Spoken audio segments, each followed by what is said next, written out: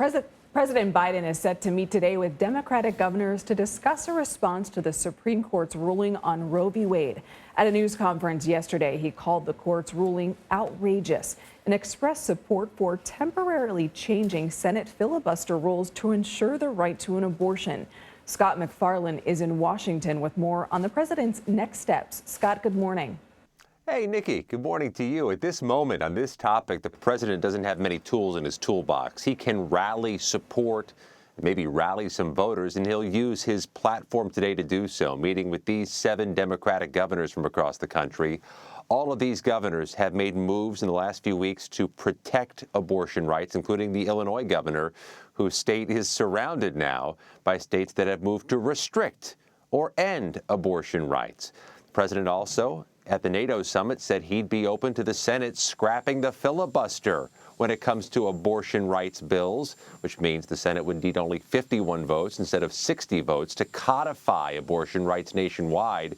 But he doesn't have the votes in the Senate, and he's getting pushback from the Republican leader, Mitch McConnell, who says the president's statement about the filibuster and abortion rights is undermining the rule of law.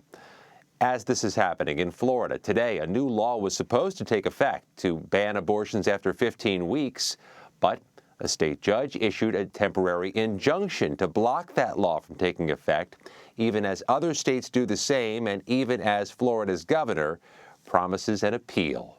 Elaine, Nikki? Scott, if the Senate makes an exception to the filibuster to codify Roe, could there be political fallout for Democrats?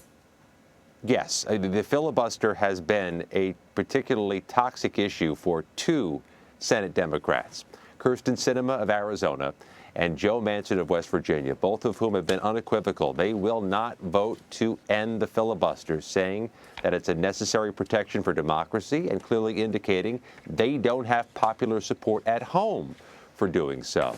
But inaction on abortion rights also could potentially imperil Democrats who are up for re-election this November.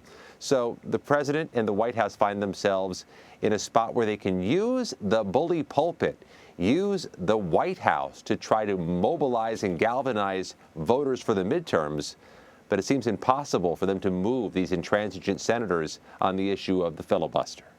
Scott, you've, of course, continued to follow the work of the January 6th House Select Committee. And on that, former President Trump's political organization and his allies have reportedly paid or promised to pay the legal fees of more than a dozen witnesses in the January 6th investigation. Now, House Committee co-chair Liz Cheney said yesterday the panel may make a criminal referral to the Justice Department on witness tampering. Is the committee waiting on more evidence? Well, the committee has been asked by the Justice Department to share a lot of their evidence in the transcripts of all their depositions. And at this point, that request still seems to be pending. There's also this pressure on the committee to make a formal criminal referral to the Justice Department overall about what it's found for potential high-level prosecutions, perhaps even in the Trump inner circle or the Trump White House. It's unclear if the Justice Department needs any of these criminal referrals from the legislative branch, from Congress, be it witness tampering or otherwise. The Justice Department has been emphatic. They're watching these hearings.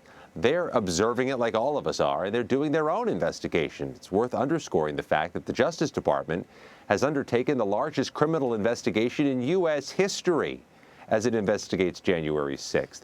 Will there be an intersection between this committee investigation and the Justice Department investigation? That's really the question when these hearings wrap up. Will the Justice Department prosecute somebody specifically because of what the committee found, or will the committee specifically ask the Justice Department to do so? It will be interesting to see the outcome. Scott, what is next for the committee? I'm told by a committee member they have hearings for mid-July, one of which, if not the first of which, will be focused on the role of far-right groups, the accused conspirators on the ground and ahead of January 6th. We know some of the far-right group members and the groups themselves have been mentioned already by this committee as being integral to their investigation. The Proud Boys, the Oath Keepers, charged with seditious conspiracy of plotting and planning ahead of January 6th, of raising money, raising awareness of their plan, and mobilizing. The committee's going to get into this, and we're going to hear perhaps of any nexus between these far-right groups and others, perhaps higher up the food chain in the planning and plotting of January 6th. Scott, we mentioned Congresswoman Cheney. She faces a host of primary challengers, and they took part in their first debate last night. Here's some of what she had to say. We are now embracing a cult of personality, and I won't be part of that, and I will always stand for my oath and stand for the truth. And the tragedy is that there are politicians in this country, beginning with Donald Trump, who have lied to the American people. And people have been betrayed. He consistently has said that the election was stolen when it wasn't. Yeah, Scott, this is a really interesting dynamic to watch. I wonder what the sense is. Will that message resonate with voters in Wyoming? Well, let's set the scene here. She is running in a primary election, and that's where her political danger is. Not in a general election, but when she's running against other Republicans, including one who was specifically endorsed by former President Trump.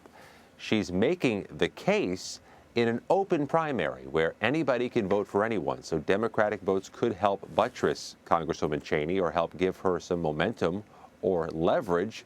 But Wyoming is an overwhelmingly red state, and I think she recognized when she took on this mission of co-chairing or vice-chairing the January 6th committee that she was putting her political future very much in peril. And at this point, the expectation in Washington, D.C. is that it is an uphill fight for Liz Cheney to retain her seat, to even get that nomination for her seat. We are all going to be watching closely, as I know you will. Scott MacFarlane. Scott, thank you.